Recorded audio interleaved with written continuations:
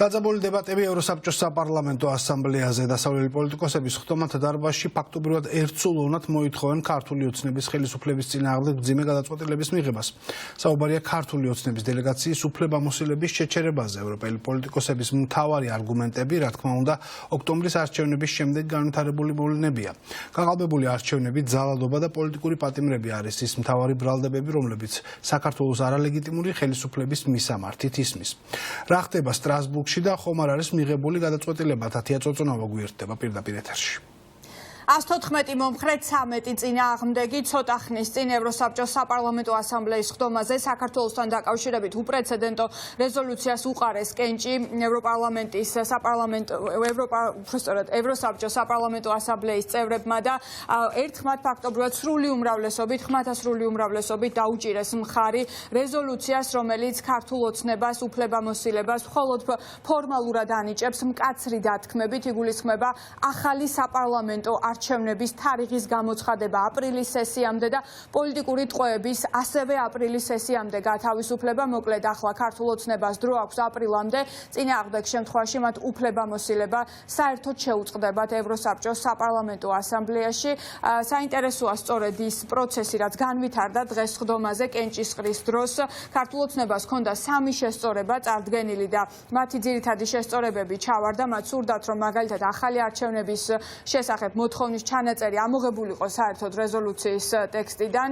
ეს შესწორება ჩავარდა და არ დაუჭირეს მხარი, ბუნებრივია, დელეგატებმა ამ ინიციატივას. ასევე მათ ჰქონდათ საერთოდ ინიციატივა, რომ მე-14 პუნქტი, რომელიც იყო რეზოლუციის პროექტში და მათ უფლებამოსილებას ეხებოდა, ეს ნაწილიც საერთოდ მე-14 პუნქტი ამოღებულიყო, თუმცა ყველა მათი ინიციატივა ჩავარდა და ევროსაბჭოს საპარლამენტო ასამბლეის ხდომა მართლაც მიიღო უპრეცედენტო დოკუმენტი საქართველოსთან დაკავშირებით. უნდა ითქვას ის, რომ ზოგადად ევროსაბჭოს ასეთ ტიპის რეზოლუციებში ახალ არჩევნებთან დაკავშირებით არ იწერება ხოლმე ტექსტი, მოთხოვნა, თუმცა ესეც ამ მხრივაც იყო უპრეცედენტო ეს რეზოლუცია, ვინაიდან ხდომის მიმდინარეობისასაც გამოჩნდა ის, რომ ყველა კარგად იაზრებს, როგორი სპეცოპერაცია ჩაუტარა ქართულ ხალხს, ქართულმა ოცნებამ 26 ოქტომბერს და აუცილებელი არის ახალი არჩევნების ჩატარება. სხვათა შორის უნდა ითქვას ის, რომ ხდომის მიმდინარეობისას ბევრი ფიქრობდა და ბევრმა დააფიქსირა ასეთი პოზიცია, რომ ახლავე უნდა შეწყვეტოდა სრულად უფლებამოსილება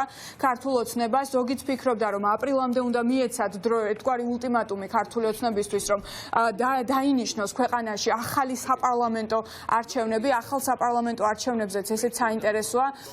საბოლოოდ ტექსტში ჩაიწერება საპარლამენტო არჩევნები და არა მხოლოდ არჩევნები, ვინაიდან რეზოლუციის პროექტში მხოლოდ არჩევნები იყო ნახსენები და ვინმემ რომ სხვანაირად არ გაიგოს ეს ტექსტი და თუნდაც დაუკავშიროს თვითმმართველობის არჩევნებს, სიტყვით საპარლამენტო არჩევნები, ახალი საპარლამენტო არჩევნების აუცილებლობა ჩაიწერება საბოლოო ტექსტში. საინტერესო იყო ისიც, რომ დღეს ყველა გამომსვლელი იყო ქართული ოცნების წინააღმდეგ, აბსოლუტურად ყველა სრული უმრავლესობა იყო ქართული ოცნების წინააღმდეგ, ყველა აკრიტიკებდა ქართულ ოცნებას, ყველა ადანაშაულებდა მას საკუთარ საზოგადოებაზე ძალადობასა და რეპრესიებში, ყველა ადანაშაულებდა მათ არჩევნების მიტაცებაში. ფაქტობრივად ძალიან მძიმე ბრალდებები ისმოდა დღეს ქართული ოცნების მისამართით და ამ ბრალდებებს ისმედნენ დარბაზში თეა წულუკიანი და გივი მიქანაძე. თეა წულუკიანი არის ქართული ოცნების დელეგაციის ხელმძღვანელი და ასევე გივი მიქანაძე. ეს ორი წარმომადგენელი ყავდა დღეს ქართულ ოცნებას დარბაზში და მხოლოდ ისინი იმართლებდნენ თავს და ისინი იცავდნენ საკუთარ თავს. არავინ მათი დამცველი არ იყო დარბაზში.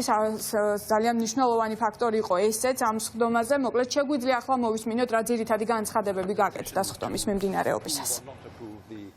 დემოკრატიულ საზოგადოებაში, რომელიც ასეთი ღრმა კრიზისის წინაშე დგას, როდესაც კავშირი მთავრობასა და საზოგადოებას შორის გაწყვეტილია, ადეკვატური პასუხი იქნებოდა ახალი დემოკრატიული არჩევნების ჩატარება. თუმცა ისიც ნათელია, რომ თუ ახალი არჩევნები ორგანიზებული იქნება იმავე პირობებში, როგორც ბოლო არჩევნები, ასამბლეის სადამკვირვებლო მისიის მიერ დაფიქსირებული ხარვეზების აღმოფხვრვის გარეშე, ეს არ მიგვიყვანს დემოკრატიულ არჩევნებამდე და ვერ გადაწყვეტს სოციალურ კრიზისს.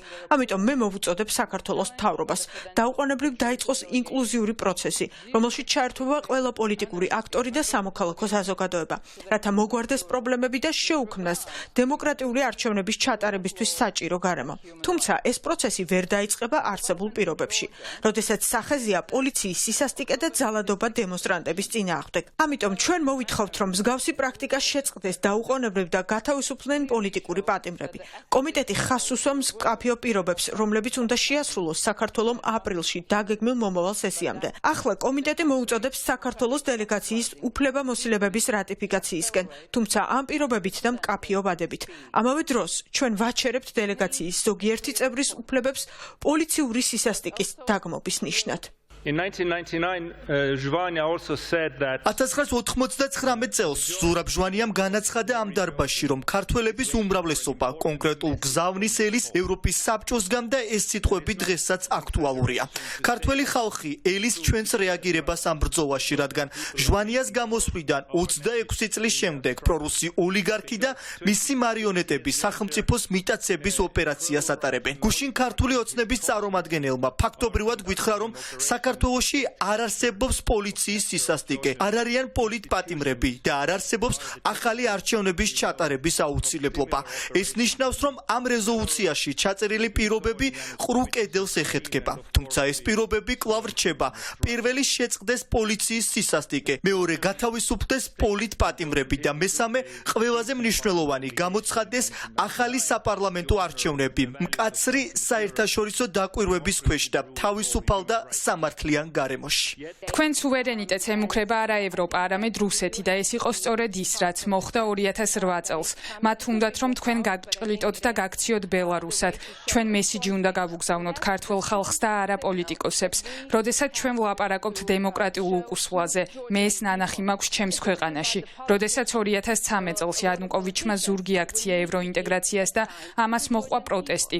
ჩვენთანაც იყვნენ დაპატიმრებული ჟურნალისტები, პოლიციის სისასტიკე, ამიტომ მე მხარს ვუჭერ რეზოლუციას, განსაკუთრებით კი მოწოდებას, რომ ახალი არჩევნები ჩატარდეს და გათავისუფლდნენ პოლიტიკური პატიმრები. მე ასევე მინდა აღვნიშნო, რომ უკვე მე-18 დღეა, რაც შიმშილობს მზია ამაღლობელი, გაზეთები ბათუმელებისა და ნეტგაზეთის დამფუძნებელი. მას ემუქრება 4-დან 7 წლამდე პატიმრობა და ბრალად ედება, რომ პოლიციის უფროს ხელი გაარტყა. მე მას სოლიდარობას ვუცხადებ.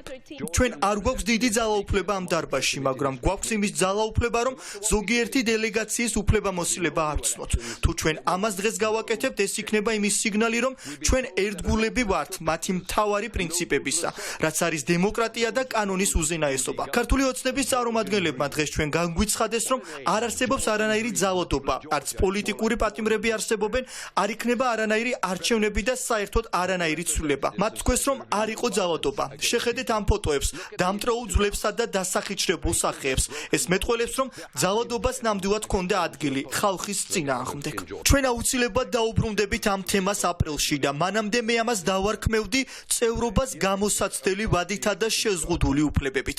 ამასობაში კი ჩვენ მოგიწოდებთ, რომ შეწყვიტოთ ძალადობა და პასუხი აგებინოთ მათ, ვინც მართლა დამნაშავეა კანონდარღვევაში.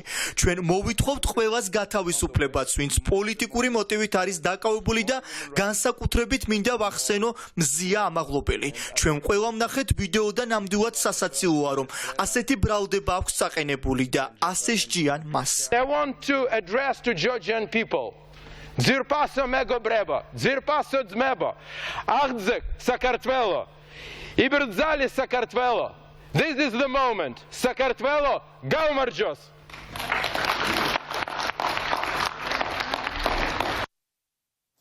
მე ვარ ქართველი, მაშა სადამე, მე ვარ ევროპელი, ეს სიტყვები წარმოთქვა ზურაბ ჟვანიამ 1999 წლის 27 იანვარს ევროსაბჭოს საპარლამენტო ასამბლეის ხდომაზე და მან მაშინ სტრასბურგში ნამდვილად ჩაიტანა თითოეული ქართველის სათქმელი და ამ მის სიტყვებს დარბაზში ოვაციები მოჰყვა. ამ განცხადებიდან 26 წლის თავზე ქართული ოცნების მმართველობა მიგვიყვანა იქამდე, რომ მას შემდეგ რაც საქართველო გახდა ევროსაბჭოს წევრი, პირველად ისტორიაში დელეგაციას აქვს მხოლოდ და მხოლოდ ფორმალური უფლებები, მათ ყველა ფუნქცია და პრივილეგია აქვთ ჩამორთმეული. ისინი ვერც სხვადასხვა დელეგაციაში იქნებიან, ვერც სადამკვირვებლო მისიებში, ვერც ანგარიშებს მოამზადებენ, ვერც საკომიტეტო განხილვებში მიიღებენ მონაწილეობას. ერთადერთი ფუნქცია, რაც მათ დარჩათ, ისიც აპრილამდე, ეს არის დარბაზში შესვლის უფლება და ხმის მიცემის უფლება. ეს არის და ესეც აპრილამდე, როგორც გითხარით, ვინაიდან აპრილის სესიამდე ქართულ ოცნებას აქვს დრო, რომ დანიშნოს და გამოაცხადოს ახალი საპარლამენტო არჩევნების თარიღი და გაათავისუფლოს ყველა პოლიტიკური ტყვე. წინააღმდეგ შემთხვევაში საქართველოს დელეგაციას, ქართული ოცნების დელეგაციას ევროსაბჭოში მანდატები სრულად შეუწყდება.